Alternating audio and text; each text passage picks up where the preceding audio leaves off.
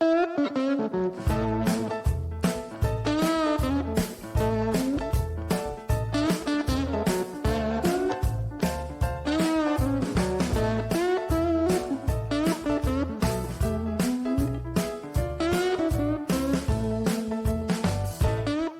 everybody.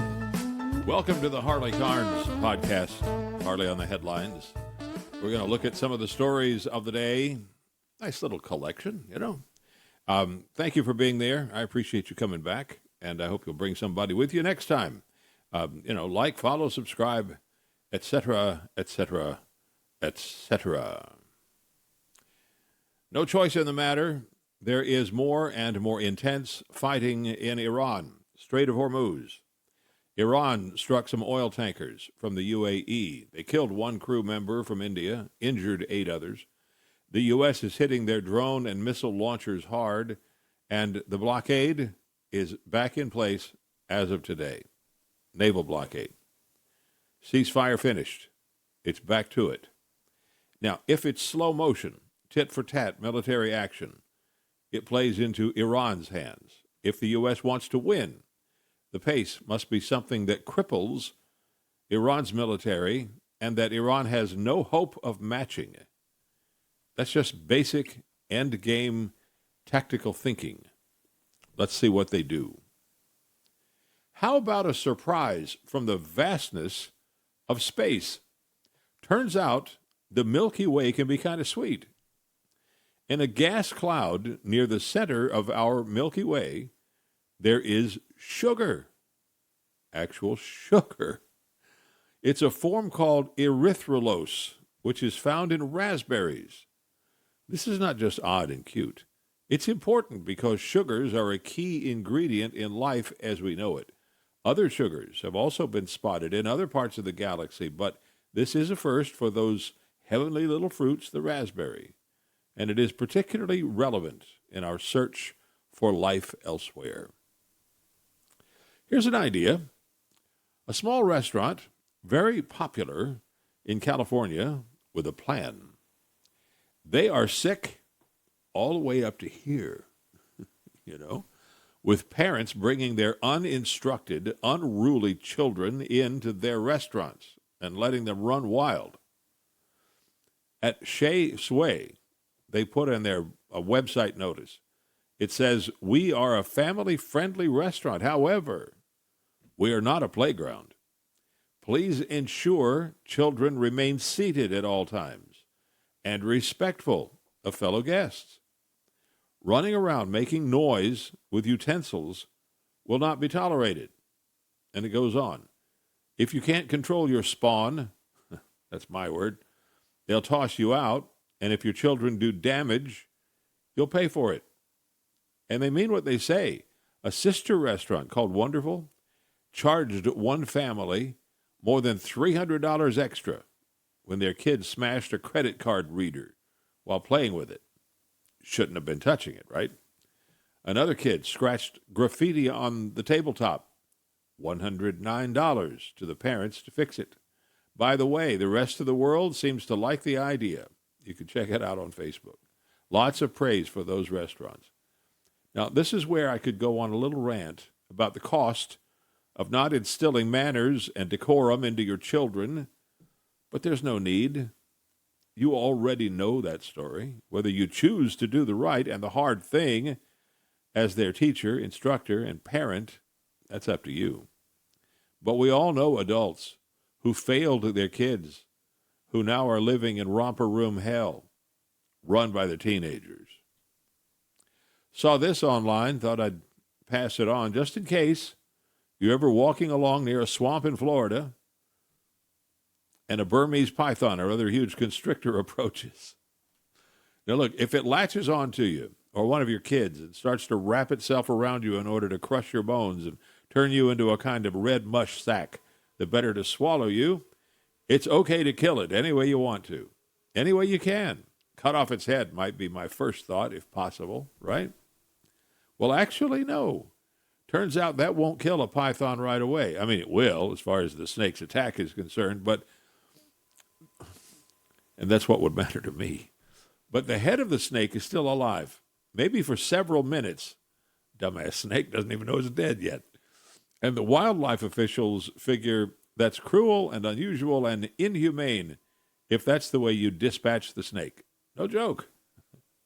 If you're actually being attacked, it's, hey, no holds barred, black flag, Katie bar the door, anything goes. Everybody agrees with that, including the state of Florida.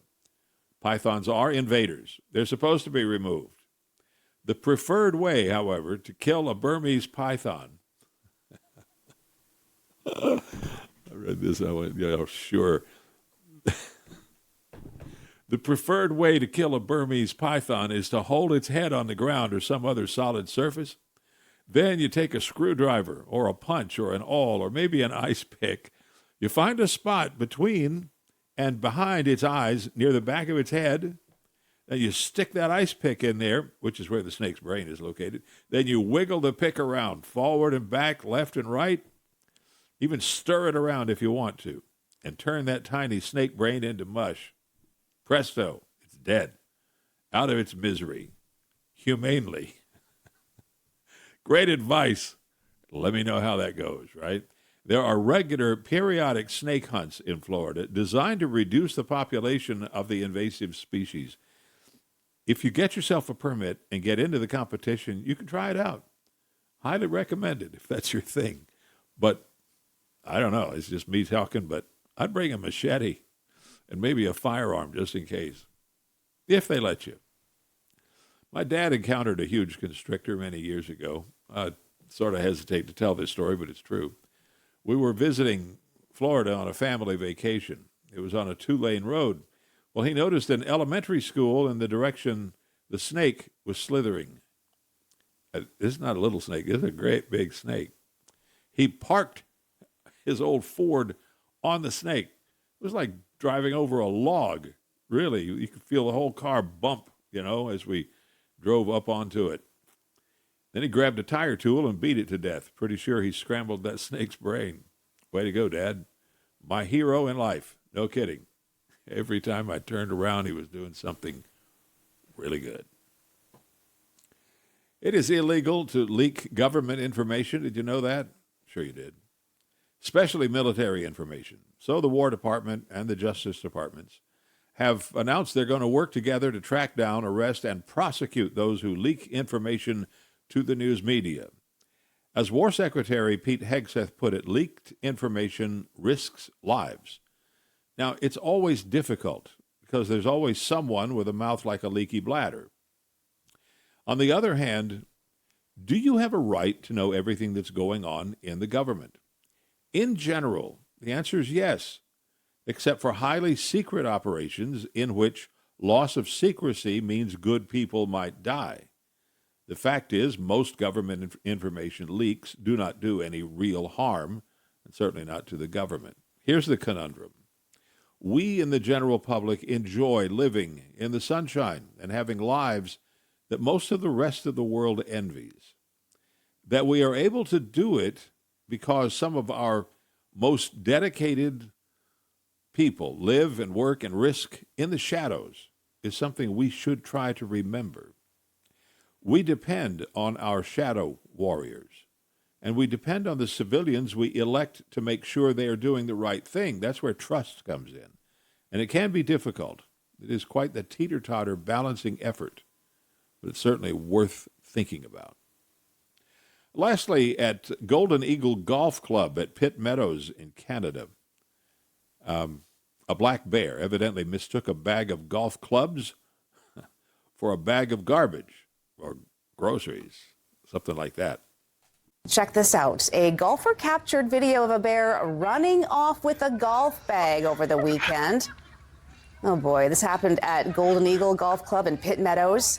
The bear drags the bag into the bushes, likely trying to find a safe place to search it for snacks. You could even see another bear nearby, making it a family affair.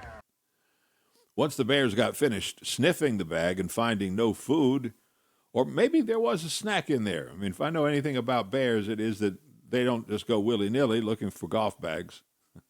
There's most likely, the golfer had something in the bag that he was, going to eat. The bears would leave the bag alone once they're done with it. Look, if you've ever had bears drag your garbage away, you know what they do. They take the whole bag of garbage. They'll throw it across the terrain out to those bushes that where the bears go, and they'll eat whatever is edible inside. Then they leave it. They don't clean up after themselves. By the way, that video on YouTube from Canadian television. I guess that'll do it. Thank you for dropping by. Thanks for tuning in today. Sure hope you'll come back. Bring some folks with you. Now, you've given me a little bit of your time, and I sure do appreciate that. Time is precious stuff. And I hope you'll pop in from time to time to HarleyCarnes.com. I'm Harley Carnes. Until next time, do yourself a favor. Make some good, conscious choices in your life. Do it today. Make a decision to be happy. And fly safe. It is the only way to get there.